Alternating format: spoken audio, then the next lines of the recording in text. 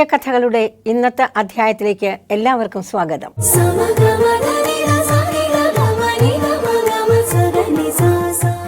ഇന്നത്തെ വിഷയം ശ്രദ്ധ.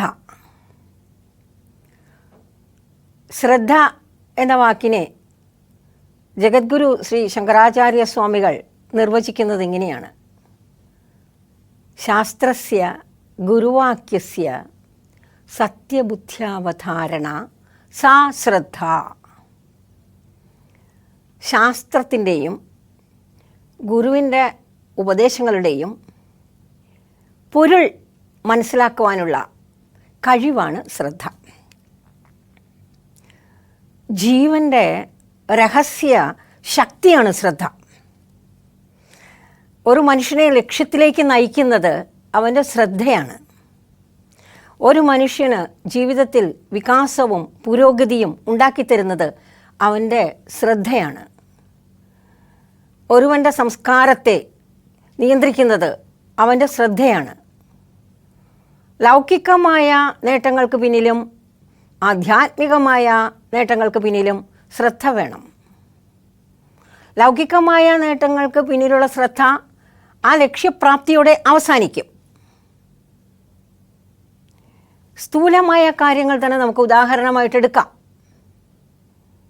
നമ്മുടെ സുഹൃത്ത് നമ്മളോട് വന്ന് അദ്ദേഹത്തിൻ്റെ കുറച്ച് സങ്കടങ്ങളും പ്രശ്നങ്ങളും പരാജയങ്ങളും എല്ലാം പറയുന്നു എന്ന് കരുതുക. ശ്രദ്ധയോടെ കേൾക്കണം. അശ്രദ്ധയോടെയാണ് കേൾക്കുന്നതെങ്കിൽ അതിന് കൃത്യമായ ഒരു പരിഹാരം നിർദ്ദേശിക്കാൻ നമ്മളെ കൊണ്ടാവില്ല.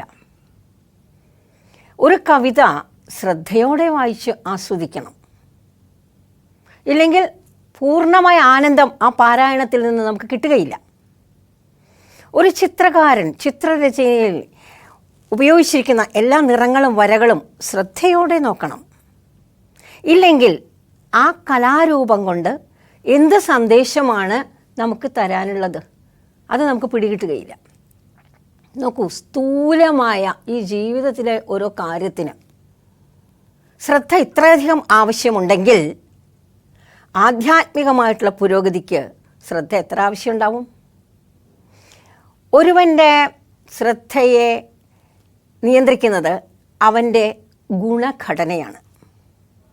ഓരോരുത്തരിലും ഉണ്ട് 3 ഗുണങ്ങൾ: സത്വഗുണം, രജോ ഗുണം, തമോ ഗുണം. സത്വം പ്രകാശത്തിൻ്റെ ഗുണമാണ്. രജസ് തൃഷ്ണ, ആഗ്രഹം. തമസ് എന്ന് പറയുന്നത് ആലസ്യം, മടി, ഉറക്കം. ഈ ഗുണഘടന ആണ് ഈ ശ്രദ്ധയെ നിയന്ത്രിക്കും. നമുക്കൊരുവനെ നോക്കിയാൽ അറിയാം ഏത് ഗുണഘടനയാണ് ഇവൻ്റെ ശ്രദ്ധയിൽ മുന്നിട്ട് നിൽക്കുന്നത് എന്ന്. ദേവാരാധനയിൽ സാത്വികമായിട്ടുള്ള ശ്രദ്ധയുള്ള ഒരാൾ എപ്പോഴും ദേവന്മാരെയും ദേവിമാരെയൊക്കെ ആരാധിക്കും. രാജസികമായ ശ്രദ്ധയുള്ള ഒരാൾ യക്ഷരക്ഷസുകളെയൊക്കെയാണ് ആരാധിക്കുക. താമസികമായ ശ്രദ്ധയുള്ള ഒരാൾ ഭൂതപ്രേത പിശാചുക്കളെയൊക്കെയാണ് ആരാധിക്കുക. ഗീത പറയുന്നതാണിതൊക്കെ. ശ്രദ്ധയെക്കുറിച്ച് ഭഗവാൻ അർജുനനോട് വിസ്തരിച്ച് പറഞ്ഞു കൊടുക്കുന്നുണ്ട്. ആ സന്ദർഭത്തിൽ പറയുന്നതാണ് ഒരാളുടെ ആഹാരം അയാളുടെ ശ്രദ്ധയ്ക്കനുസരിച്ചാണ്. സ്നിഗ്ധമായിട്ടുള്ള ആഹാരം മനോബലവും ശരീരബലവും വർദ്ധിപ്പിക്കുവാൻ ഉതകുന്ന ആഹാരം, മൃദുവായിട്ടുള്ളത്, ഉത്സാഹം വർദ്ധിപ്പിക്കുന്ന ആഹാരം, ഇതൊക്കെ സാത്വികമായ ശ്രദ്ധയുള്ളവൻ്റെ ആഹാരമാണ്. രാജസികമായ ശ്രദ്ധയുള്ളവൻ കടുത്ത ഉപ്പ്, പുളി, ചവർപ്പ്, എരിവ് ഇങ്ങനെയുള്ള ആഹാരമാണ് സ്വീകരിക്കുക. ഇല്ലെങ്കിൽ കടുപ്പമേറിയത്. താമസികമായ ശ്രദ്ധയുള്ളവർ സ്വീകരിക്കുന്ന ആഹാരം പഴകിയതായിരിക്കും, ദുർഗന്ധമുള്ളതായിരിക്കും, ശരീരത്തിന് ക്ലേശം കൊടുക്കുന്നതായിരിക്കും. ആഹാര രീതിയിൽ നിന്ന് ഒരുവൻ്റെ ശ്രദ്ധയെക്കുറിച്ച് നമുക്ക് മനസ്സിലാക്കാനാകും. അതുപോലെ ഒരാൾ കൊടുക്കുന്ന ദാനം, അതിൽ നിന്ന് അയാളുടെ ശ്രദ്ധ സാത്വികി ശ്രദ്ധയാണോ രാജസി ശ്രദ്ധയാണോ താമസി ശ്രദ്ധയാണോ എന്ന് കണ്ടുപിടിക്കാനാകും. പ്രത്യുപകാരം ഒന്നും ആഗ്രഹിക്കാതെ കൊടുക്കുന്നത് എൻ്റെ കർത്തവ്യമാണ് എന്ന് കരുതി ഒരാൾ ദാനം ചെയ്യുന്നുവെങ്കിൽ അത് സാത്വികമായ ദാനമാണ്. അയാൾക്ക് അറിയാം കുറച്ച് നേരത്തേക്കാണ് എൻ്റെ കയ്യിലുള്ള ഈ വസ്തുവിൻ്റെ മേൽ എൻ്റെ ഉടമസ്ഥ അവകാശം എന്ന്. ഈശാവാസ്യം ഇതം സർവം എന്ന ബ്രഹ്മഭാവനയിലാണ് അയാൾ ജീവിക്കുന്നത്. അതുകൊണ്ട് അർഹതയുള്ളവർക്ക് കൃത്യമായ ആ ദേശത്ത് ദാനം ചെയ്യാൻ അയാൾക്ക് മടിയില്ല. ഒന്നും ആഗ്രഹിക്കാതെ, ഒരു പ്രത്യുപകാരവും മോഹിക്കാതെ കൊടുക്കുന്ന ദാനം, അതാണ് സാത്വികീയ ദാനം, സാത്വികീ ശ്രദ്ധയോട് കൂടിയ ദാനം. നേരെ മറിച്ച് മറ്റാളുകളുടെ മുന്നിൽ മേനി നടിക്കാൻ, താൻ വലിയവനാണെന്ന് കാണിക്കാൻ, അഹങ്കാരത്തോടുകൂടി, കർത്തൃത്വ അഭിമാനത്തോടുകൂടി, പകരം തനിക്ക് എന്തെങ്കിലും കിട്ടണം എന്ന ആഗ്രഹത്തോടു കൂടി കൊടുക്കുന്ന ദാനം രാജസീ ദാനമാണ്. ശകാരിച്ചുകൊണ്ട്, നിന്ദിച്ചുകൊണ്ട്, അപമാനിച്ചുകൊണ്ട് കൊടുക്കുന്ന ദാനം താമസീ ദാനമാണ്. അപ്പം ഗുണഘടനയെ നോക്കിയാൽ നമുക്കറിയാം ഒരാളുടെ സ്വഭാവം സത്വഗുണമുള്ളതാണോ, സാത്വികി ശ്രദ്ധയുള്ളതാണോ, രാജസി ശ്രദ്ധയുള്ളതാണോ, താമസി ശ്രദ്ധയുള്ളതാണോ എന്ന്. ഭഗവത്ഗീതയിൽ ഭഗവാൻ പറയുന്നുണ്ട്, ശ്രദ്ധാവാൻ ലഭതേ ജ്ഞാനം, ശ്രദ്ധയുള്ളവനെ ജ്ഞാനം കിട്ടുകയുള്ളൂ. നോക്കൂ, സ്ഥൂലമായ കാര്യങ്ങൾക്ക് ഇത്രയും ശ്രദ്ധ ആവശ്യമാണെങ്കിൽ സൂക്ഷ്മമായിട്ടുള്ള ആത്മവിദ്യ നേടാൻ എത്ര ശ്രദ്ധ വേണ്ടിവരും? ജ്ഞാനകർമ്മ സന്യാസ യോഗത്തിൽ, ഗീതയിലെ 4-ാമത്തെ അധ്യായത്തിൽ ഭഗവാൻ പറഞ്ഞു കൊടുക്കും, എല്ലാ കർമ്മങ്ങളും ജ്ഞാനത്തിൻ്റെ പിൻബലത്തോടെ ചെയ്യൂ അർജുന എന്ന്. ജ്ഞാനം കിട്ടണമെങ്കിൽ ശ്രേഷ്ഠനായിട്ടുള്ള, ജ്ഞാനിയായിട്ടുള്ള ഗുരുവിനെ സമീപിച്ച് അവർക്ക് സേവ ചെയ്ത് പരിചരിച്ച് അവരുടെ കയ്യിൽ നിന്ന് ആ ജ്ഞാനം നീ സമ്പാദിക്കണം. എന്നിട്ട് പറഞ്ഞു കൊടുക്കും, ശ്രദ്ധാവാൻ ലഭതേ ജ്ഞാനം. ശ്രദ്ധയുള്ളവർക്ക് മാത്രമേ ജ്ഞാനം കിട്ടുകയുള്ളൂ, ശ്രദ്ധയില്ലാത്തവർക്ക് ജ്ഞാനം കിട്ടില്ല. കാരണം ഈ ജ്ഞാനം എന്ന് പറയുന്നത് പഞ്ചേന്ദ്രിയങ്ങൾ കൊണ്ട് കിട്ടുന്ന വിഷയവസ്തുക്കളെക്കുറിച്ചുള്ള ജ്ഞാനമല്ല, ഇത് ആത്മജ്ഞാനമാണ്.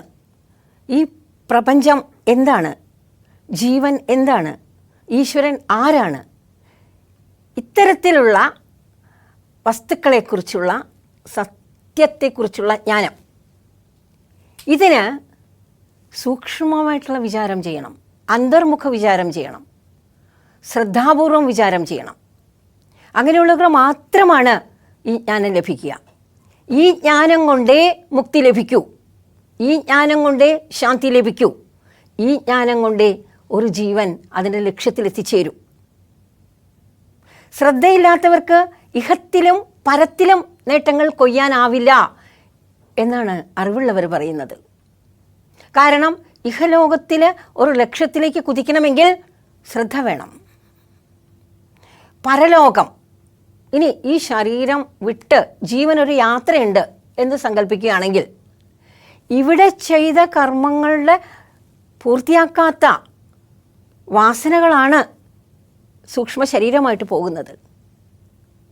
ജീവനും സൂക്ഷ്മമായ പഞ്ചേന്ദ്രിയങ്ങളും മനസ്സും കൂടിയുള്ള ആ യാത്രയിൽ ഇവിടെ പൂർത്തിയാക്കാത്ത വാസനകൾ, ഒരു പുഷ്പത്തിൽ നിന്ന് സുഗന്ധം പോകുന്നത് പോലെ, ഒരു പുഷ്പത്തിൽ നിന്ന് കാറ്റ് സുഗന്ധത്തെ കൊണ്ടുപോകുന്നത് പോലെ ഈ ജീവൻ കൊണ്ടുപോവുകയാണ്. അപ്പോൾ ഇവിടെ ശ്രദ്ധയോടുകൂടി കാര്യങ്ങൾ ചെയ്യുന്നവർക്ക് മാത്രമേ ഇഹത്തിലും നേട്ടങ്ങൾ ഉണ്ടാവുകയുള്ളൂ, ഈ ലോകത്തും നേട്ടങ്ങൾ ഉണ്ടാവുകയുള്ളൂ, പരലോകത്തും നേട്ടങ്ങൾ ഉണ്ടാവുകയുള്ളൂ. ശ്രദ്ധയില്ലാതെ ചെയ്യുന്ന കാര്യങ്ങൾ അസത്താണ് എന്നാണ് ഭഗവത്ഗീത. മംഗളകരമല്ല, ഉണ്മയില്ലാത്തത്, അതിൽ നിന്ന് ഒരു നേട്ടവും ഉണ്ടാവാനില്ല. ഓർമ്മിക്കുക, ശ്രദ്ധയാണ് ഒരു മനുഷ്യനെ മനുഷ്യനാക്കുന്നത്. ഇതാവട്ടെ ഇന്നത്തെ ചിന്താവിഷയം. ആത്മീയ കഥകളുടെ ഇന്നത്തെ അധ്യായം ഇവിടെ സമ്പൂർണ്ണമാവുകയാണ്.